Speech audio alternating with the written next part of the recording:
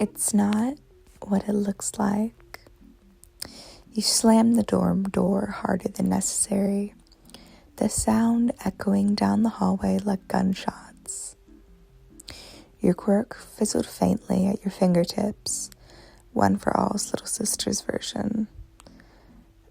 Inherited just enough to spark when you were pissed, but now it all felt cold.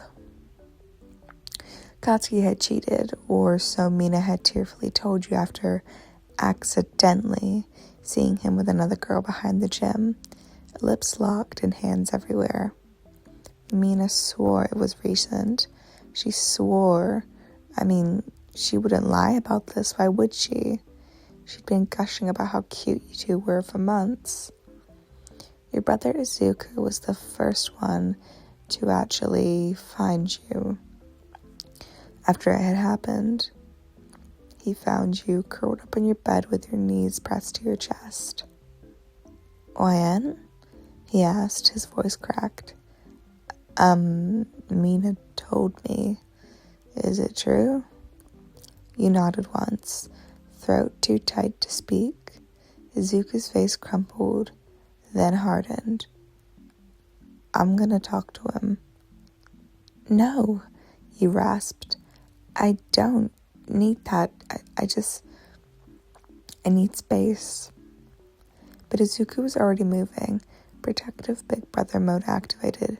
By dinner, the whole of Class 1A knew. Whispers followed everywhere. Kirishima tried to mediate. Bakubou wouldn't do that, but he got cut off by you pretty quickly. Save it, Kiri, he muttered, dodging past him in the common room. Seru and Kaminari exchanged guilty looks. Even Todoroki looked a little bit disappointed, like the power couple of 1A just imploded. You started avoiding the hallways where Katsuki usually trained late.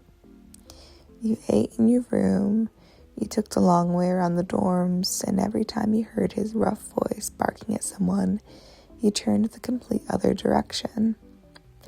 Katsuki noticed on day 1, and by day 3, he was furious.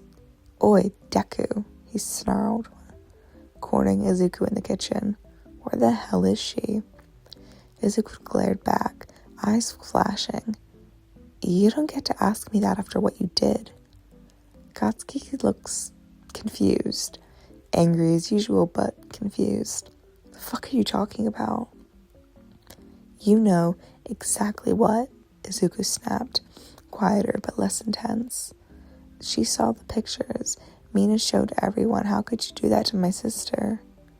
Katsuki froze. Pictures? He asked. Then it clicked. That stupid extra from General Studies who'd been harassing him for weeks. The one he finally shut down by grabbing her wrist and telling her to fuck off. Right as Bnha had been walking by at the worst possible angle. It looked bad. Real bad. But nothing happened. He hadn't even touched her like that. He'd been trying to plan something for you. Your anniversary was coming up and he'd been asking around for advice. All secretive because he sucked at romance and didn't want you to know that he was trying so damn hard.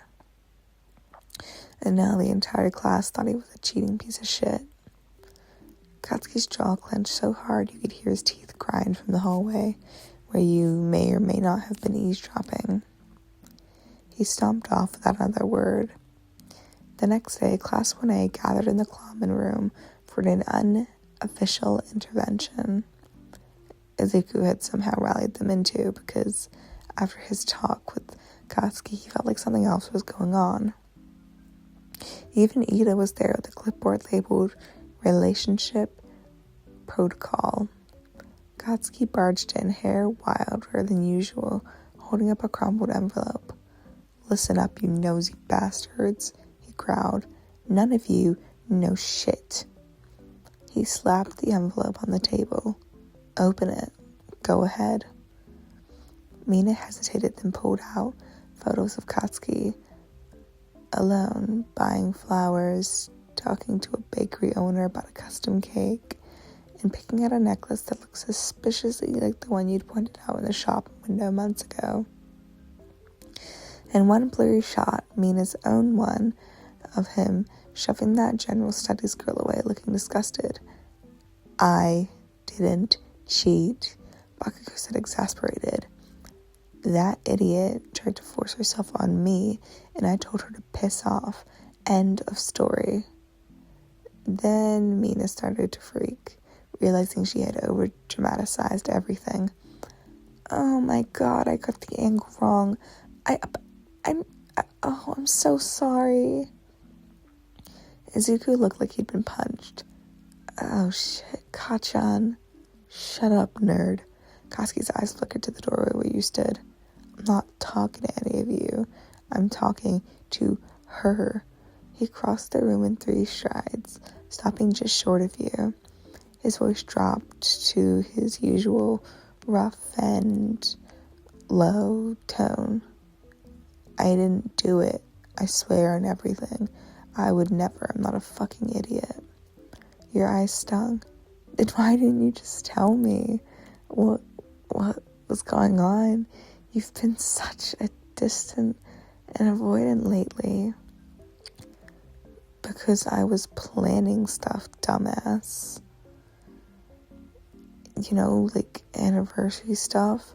I wanted it to be good and not fucked up. You smiled and hugged him. Oh, I'm really sorry, Kachan. Shut up, don't call me that. He shouted back, but he hugged you back anyway. And you guys did eventually make up.